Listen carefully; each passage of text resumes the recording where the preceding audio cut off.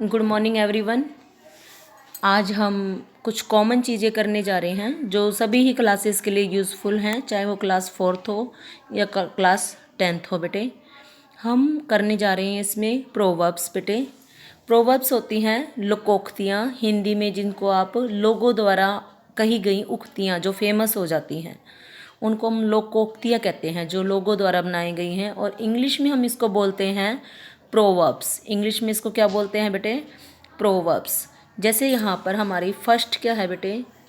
First हमारी है हथेली पर सरसों नहीं जमती। आप इसका हिंदी में मीनिंग समझो। हथेली पर सरसों नहीं जमती का क्या मीनिंग होता है बेटे? जैसे हम चाहते हैं कि कोई भी काम एक ही दिन में हो जाए, जल्दी जल्दी हो जाए, तो इसलिए हमारे बड़े बुजुर्ग क्या कहेंगे? हथेली पर सरसों नहीं जमती, यानी कि कोई भी काम होता है उसको करने में धीरे धीरे टाइम कंज्यूम होता है। और इंग्लिश में इसको बोलते हैं Rome was not built in a day. क्या है? Rome was not built in a day, कि रोम जो है वो एक दिन में नहीं बन गया था, यानी कि कोई भी काम है उसको टाइम लगता ही लगता है अच्छे से कोई काम करना है तो। सेकंड देखो बेटा, देखो ऊँट किस करवट बैठता है। देखो ऊँट किस करवट बैठता है, यानी कि एकदम से सिचुएशन है, हमें नहीं पता ये कौन सी तरफ चले जाएगी, हाँ ना, पॉजिटिव नेगेटिव। तो बुजुर्ग हमारे कहा करते थे, देखते हैं ऊँट किस करवट बैठता है। See which way the winds blow. See which way the wind blow. अंग्रेजों को तो विंड का ही ज़्यादा पता था, तो उन्होंने ऊँट की जगह वहाँ पर क्या कर दिया? Wind. See which way the wind blows. Third देखो बेटा, अपने मुंह मियाँ मिट्ठू बनना अच्छी बात नहीं है।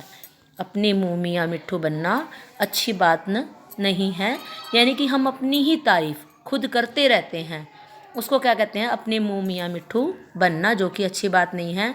Self praise is no recommendation.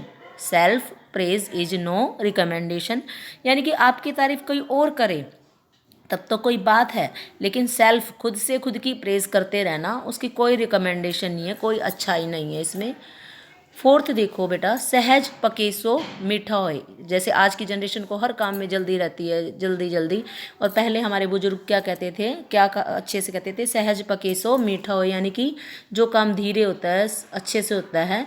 Slow and steady wins the race. कभी भी लाइफ में रुकना नहीं चाहिए, चाहे आप धीरे करो, शांत होकर काम करो, लेकिन उसको काम करो। इसलिए कहा गया, बड़ा ही फेमस है ये वाली, slow and steady wins the race. आपने कछुए और खरगोश वाली कहानी पढ़ी होगी, वहाँ भी बहुत आता है ये बेटा, slow and steady wins the race. Next है भागते चोर की लंगोटी ही सही। मान लो स्टूडेंट्स एक है, 10 क्वेश्चन नहीं याद कर रहा, 2 क्वेश्चन कह रहा है मैडम ये मैं ये 2 क्वेश्चन लर्न कर लूँगा, तो मैं क्या कहूँगी? चलो भागते चोर की लंगोटी ही सही, यानी कि something is better than nothing, कि ना से तो कुछ तो हाँ है। किसी ने आपके उधारे लिए हैं पैसे 10,000 रुपये, वो आपको सिर्फ 2,000 रुपीज़ ही रिटर्न कर रहा है, तो आप कहोगे something is better than nothing. दे दे भाई, something is better than nothing, कि कुछ ना से तो हाँ अच्छा है। इसलिए बोलते हैं भागते चोर की लंगोटी ही सही। डंडे को भी सारा बच्चे को बिगाड़ा। अब पहले ज़माने में बेटा क्या होते थे? गुरुकुल्स होते थे, वहाँ पर बच्चों को जो सुधारा जाता था ना, डंडे के सहारे स्टिक मार मार के सुधारा जाता था। तो बोलते हैं कि डंडे को बिसारो, यानी कि डंडा मत उठाओ, और बच्चा यानी कि स्टूडेंट क्या है? बिगड़ जाता है।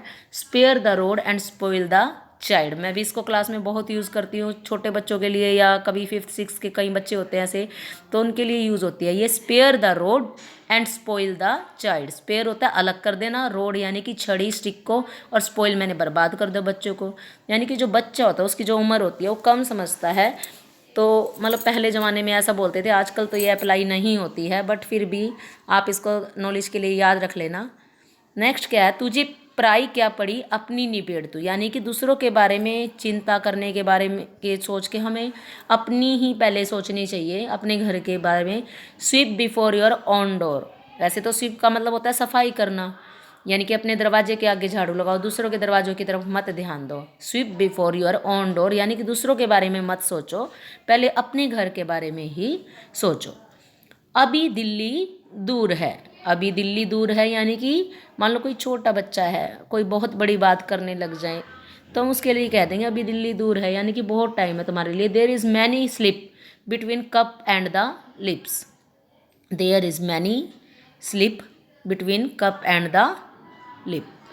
नेक्स्ट है बेटा, पहले तोलो फिर बोलो। ये पहले भी सच थी, आज भी सच है और हमेशा ही सच रहेगी ये बात कि हमेशा हमें बोलने से पहले तोलना ये नहीं कि आप तराजू लेके तोलो, यानी कि कोई भी जो बात है उसको सोच समझ कर बोलना, मन में विचारो फिर उसको बोलना चाहिए। फर्स्ट वे एंड देन से।